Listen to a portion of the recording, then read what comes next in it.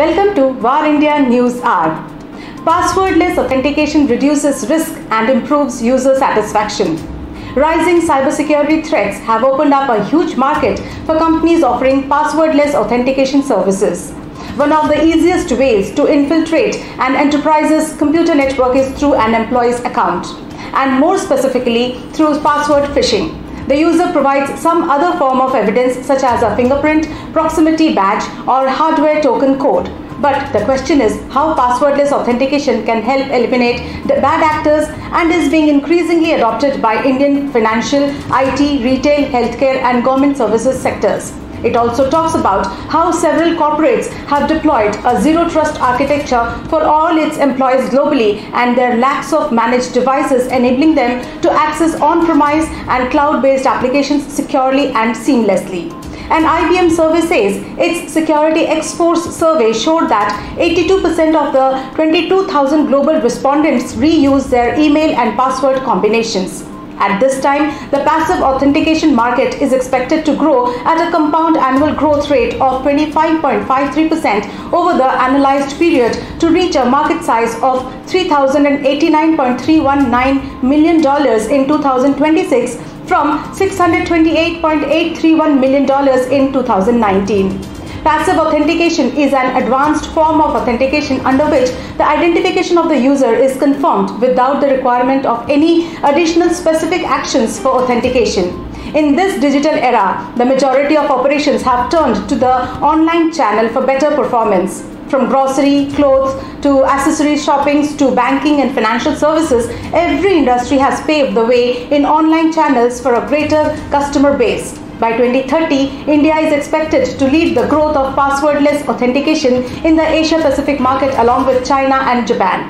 Growing penetration of smartphones and technologies such as facial and fingerprint recognition will be significant factors. Let's look into today's headlines in VAR India. Piyush Goyal addresses traders fraternity on National Traders Day. Union Minister of Commerce and Industry Piyush Goyal has lauded the contribution of traders in Indian economy. He said traders are the backbone of the country's economy and financial powers. Virtually addressing the traders fraternity on the occasion of National Traders Day, he said traders are the true ambassadors of brand India. The minister assured full support to the trader community from the government and asked traders to bring violations in law to the notice of the government. He said the government is committed to protecting traders and small entrepreneurs. Tata Group looking to enter semiconductor manufacturing. Tata Group is always ahead when it comes to any technology innovations. Tata Group has pivoted into a number of new businesses like electronics manufacturing, 5G network equipment as well as semiconductors in all probabilities. Now it is all set to enter into semiconductor manufacturing, Chairman N. Chandrasekaran has said.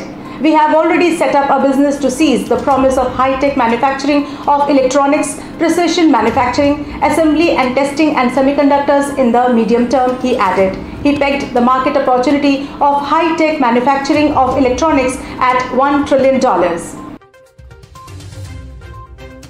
The next big competition could be seen over increasing SATCOM user base.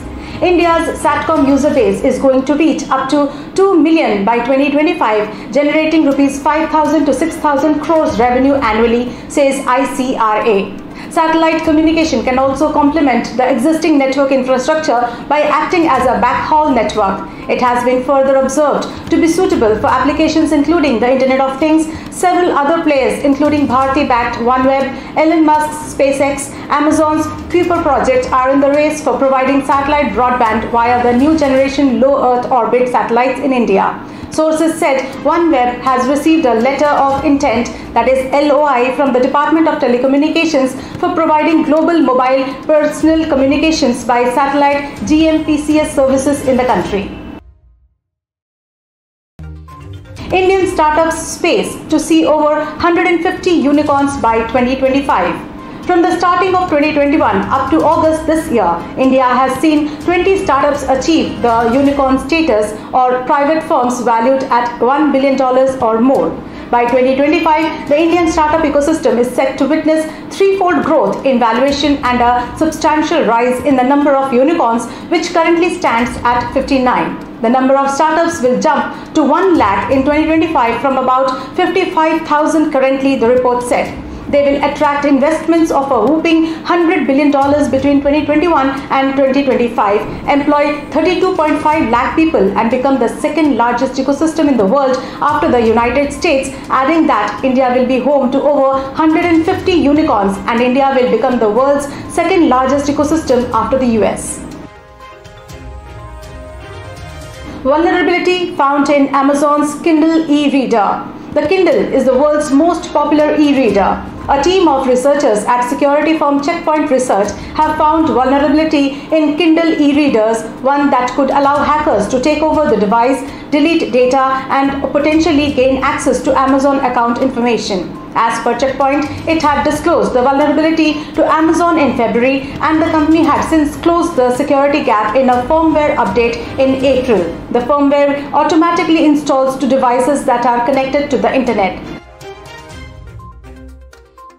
That's all for now. Please like, share, comment and subscribe to War India News Magazine. You can download the War India app from Google Play Store for the latest news and updates. Stay tuned. Thank you.